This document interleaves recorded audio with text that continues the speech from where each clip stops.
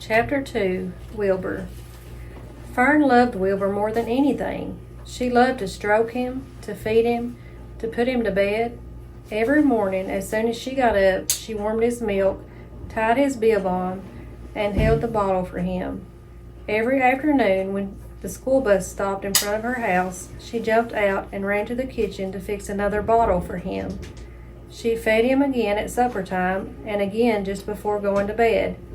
Mrs. Arable gave him a feeding around noontime each day when Fern was away in school. Wilbur loved his milk, and he was never happier than when Fern was warming up a bottle for him. He would stand and gaze up at her with adoring eyes. For the first few days of life, Wilbur was allowed to live in a box near the stove in the kitchen. Then, when Mrs. Arable complained, he was moved to a bigger box in the woodshed. After 2 weeks of age, he was moved outdoors. It was apple blossom time, and the days were getting warmer. Mrs. Arable fixed a small yard specifically for Wilbur under the apple tree and gave him a large wooden box full of straw with a doorway cut in it so he could walk in and out as he pleased. "Won't he be cold at night?" asked Fern. "No," said her father. "You watch and see what he does." Carrying a bottle of milk, Fern sat down under the apple tree inside the yard. Wilbur ran to her and fed the bottle to him while he sucked.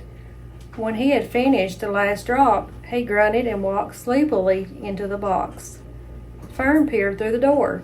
Wilbur was poking the straw with his snout. In a short time, he had dug a tunnel in the straw. He crawled into the tunnel and disappeared from sight, completely covered with straw.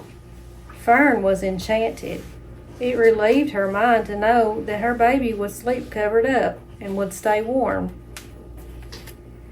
Every morning after breakfast, Wilbur walked out to the road with Fern and waited with her till the bus came. She would wave goodbye to him and would stand and watch the bus until it vanished around a turn. While Fern was in school, Wilbur was shut up inside his yard. But as soon as she got home in the afternoon, she would take him out, and he would follow her around the place. If she went into the house, Wilbur went in too. If she went upstairs, Wilbur would wait at the bottom of the steps until she came down again.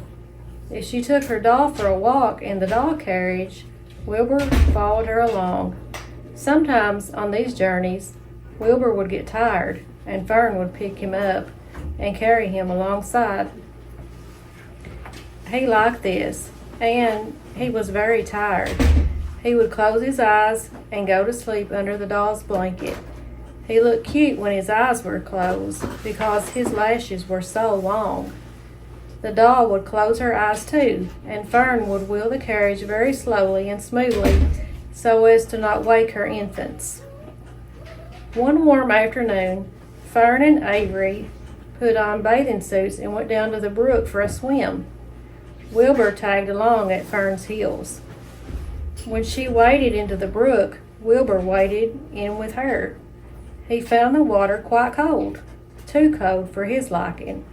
So, while the children swam and played and splashed water at each other, Wilbur amused himself in the mud along the edge of the brook, where it was warm and moist and delightfully sticky and oozy. Every day was a happy day, and every night was peaceful.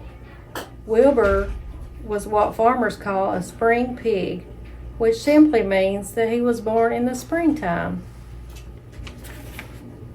When he was 5 weeks old, Mr. Arable said he was now big enough to sell and would have to be sold. Fern broke down and wept, but her father was firm about it. Wilbur's appetite had increased, and he was beginning to eat scraps of food in addition to the milk. Mr. Arable was not willing to provide for him any longer. He had already sold Wilbur's 10 brothers and sisters. "He's got to go, Fern," he said. "You have your fun raising the baby pig, but Wilbur is not a baby any longer, and he has got to be sold." "Call the Zuckermans," suggested Mrs. Arable to Fern. "Your Uncle Homer sometimes raises a pig, And if Wilbur goes to live, you can walk down the road and visit him as often as you like. How much money should I ask for him? Fern wanted to know. Well, said her father, he's a runt. Tell her Uncle Homer you've got a pig you'll sell for $6 and see what he says. It was soon arranged. Fern phoned and got her Aunt Edith, and her Aunt Edith hollered for Uncle Homer. And Uncle Homer came in from the barn and talked to Fern. When he heard the price was only $6, he said he would buy the pig. The next day, Wilbur takes from his home under the apple tree and went to live in a manure pile in the cellar of Zuckerman's barn.